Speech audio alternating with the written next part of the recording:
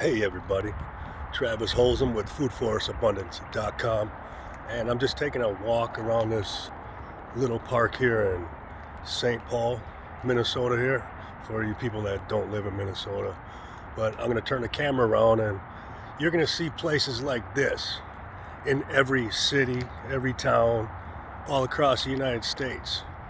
And they're just a green space that people come and hang out, throw a frisbee around, sit on a blanket, have lunch, walk their dog, all that stuff. But you're going to notice one thing: they all have ornamental trees. And that's it, ornamental trees that don't do a damn thing but sit there and be a tree. And it's all grass,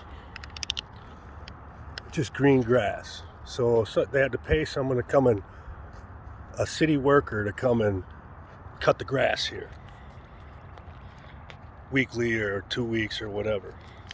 But I'm going to show you what this looks like, because everybody should know, because they're in every city. But I'm going to turn you around and I'm going to explain something to you, or just put some ideas in you.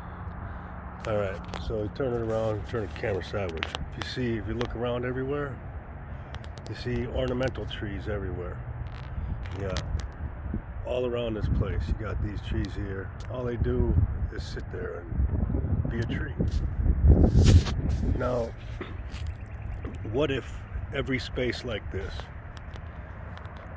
in every city across the United States, or across the world for that matter, planted perennial fruit trees, nut trees, and berry bushes, and then they had small community gardens in each one for the annuals, for all your veggies and all your lettuces and all that type of stuff. But think about that, all these trees.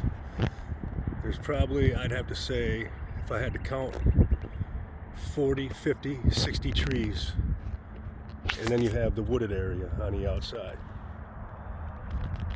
But imagine trees, fruit and nut trees everywhere in this little space.